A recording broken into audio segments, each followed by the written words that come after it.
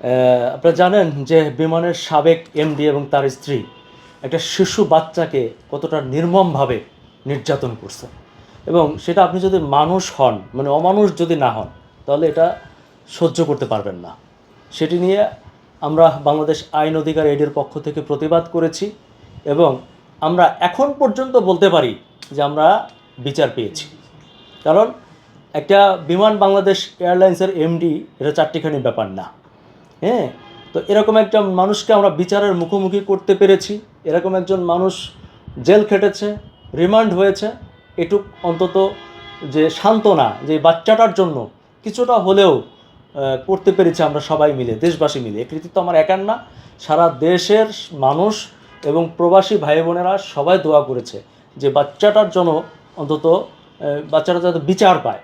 আর আপনাদেরকে আরেকটা ব্যাপার বলে রাখি যে এই যে বিমানের যে এমডি শফিকুর রহমান এবং তার স্ত্রী বিথি, এরা কিন্তু কেউ আমার শত্রু না, আমি কিন্তু এদেরকে চিনিও না।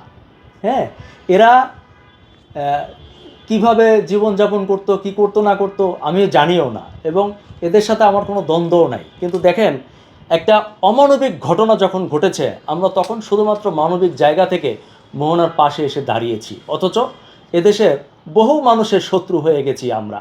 আমরা যে কজন কথা বলেছি, আমাদের যে আইনজীবীরা যারা ফাইট করেছে, তারা অনেকেই এখন শত্রু হয়ে গেছে, আমাদেরকে বিভিন্নভাবে ম্যানেজ করার চেষ্টা করছে। এবং আপনাদেরকে আরেকটা মজার ব্যাপার বলি যে আমাদের মধ্যে থেকে যারা আমাদের সাথে ছিল, এমন কিছু বেঈমানকে আমরা পেয়ে গেছি।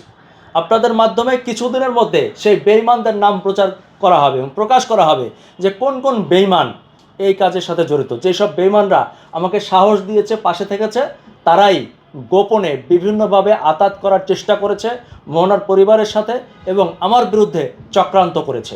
আমি বুঝলাম না, আমি কি অস্বাভাবিক খারাপ কোনো কাজ করছি? একটা শিশু বাচ্চার পাশে দাঁড়ানোটা কি আমার অপরাধ? আমাদের মধ্যে, নিজেদের মধ্যে কিছু বেঈমান যারা আমাদেরকে সাপোর্ট দিয়েছে, তারা টাকার কাছে বিক্রি হয়ে গেছে। একটা জিনিস চিন্তা করেন, একটা বাচ্চার পাশে দাঁড়ানোর পরে মানবিক কারণে এরপর যদি টাকার জন্য বিক্রি হয়ে যায়, তাহলে সেও, ওই বিমানের এমডি তার স্ত্রী যেমন অমানুষ, আমি মনে করি এইসব বেঈমানরাও এ ধরনের অমানুষ। এই বেঈমানরা আমাদের চিনে নেয় যে আমি কি করতে পারি। আমি এদের প্রত্যেকের কাপড় খুলে দিব এবং দেখাই দিব আপনাদেরকে, দেশবাসীদেরকে, যে এইসব বেঈমানরা কারা। হ্যাঁ, শুধু এটুকু বলি যে এই বেঈমানদের মধ্যে আইনজীবীরা আছে, এই বেঈমানদের মধ্যে আমাদের আশেপাশের কিছু সোশ্যাল মিডিয়ার অ্যাক্টিভিস্ট আছে, কিছু ইউটিউবার আছে, প্রত্যেকের নাম অচিরেই আমি প্রকাশ করে দেব। এবং আপনারা রেডি থাকেন জুতা নিয়ে, এদের মুখে জুতা মারতে হবে, দেশ বিদেশ থেকে জুতা মাইরা মাইরা এদেরকে শেষ করে দিবেন, এটাই আমি চাই।